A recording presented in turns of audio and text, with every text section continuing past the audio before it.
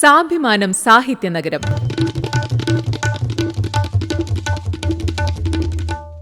കോഴിക്കോടിനെ കോഴിക്കോടാക്കിയവരിൽ എഴുത്തുകാരും കലാസ്നേഹികളും രാഷ്ട്രീയ പ്രവർത്തകരും സാധാരണക്കാരുമൊക്കെ ഉണ്ടായിരുന്നു. വിസ്മൃതിയിലാണ്ടുപോയ അവരിൽ പലരുടെയും ജീവിതരേഖയുടെ നേർക്കാഴ്ചയുമായി സ്മൃതി. കോഴിക്കോട്ടെ പ്രശസ്ത ഇംഗ്ലീഷ് അധ്യാപകനായ പ്രൊഫസർ C.A. ഷെപ്പേഡിനെ കുറിച്ചുള്ള ഓർമ്മക്കുറിപ്പ്. This is All India Radio, Calicut. You now listen to a talk titled A Teacher's Calling.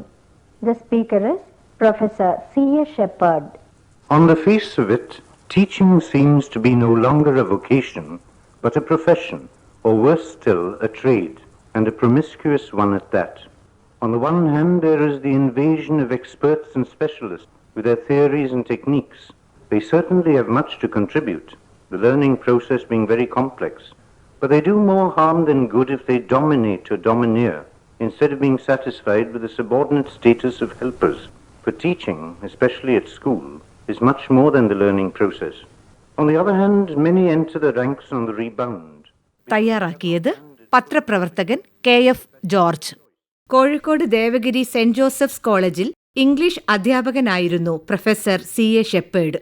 ഇന്ത്യയിലെ മികച്ച ഇംഗ്ലീഷ് അധ്യാപകനും പണ്ഡിതനുമായി ഖ്യാതി നേടിയ അദ്ദേഹം കേരളത്തിൽ ഇംഗ്ലീഷ് അധ്യാപകരുടെ മികച്ച ഒരു തലമുറയെ വാർത്തെടുത്ത മഹാഗുരുവായിരുന്നു.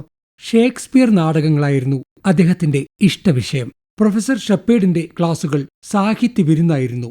അതാസ്വദിക്കാൻ MA വിദ്യാർത്ഥികളുടെ പുറകിലുള്ള ബെഞ്ചുകളിൽ കോളേജിലെ മറ്റു പഠന വിഭാഗങ്ങളിലെ പ്രൊഫസർമാരും ലെക്ചറർമാരും വന്നിരിക്കും.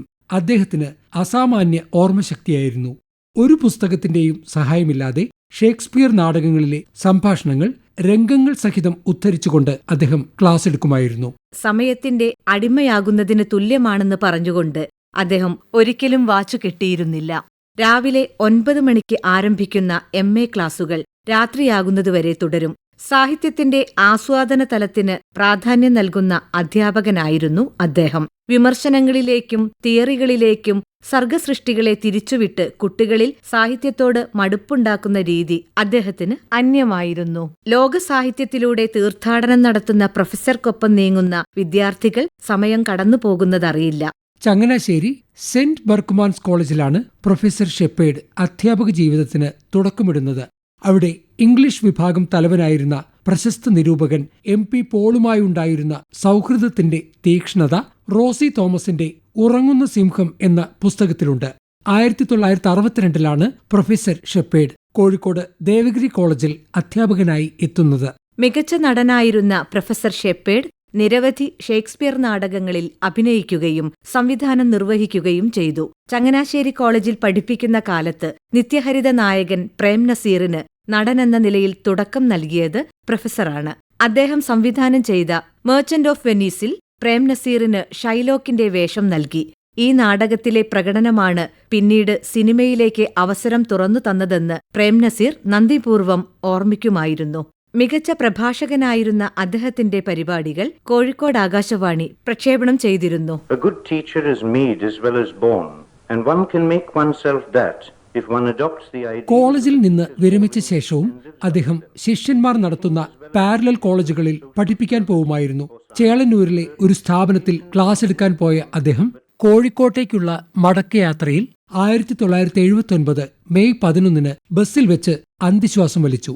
ശിഷ്യരുടെ മനസ്സിൽ ആ ഓർമ്മകൾക്ക് മരണമില്ല. Vocations are not inborn, but can be made with good will and effort. സാഭിമാനം സാഹിത്യനഗരം.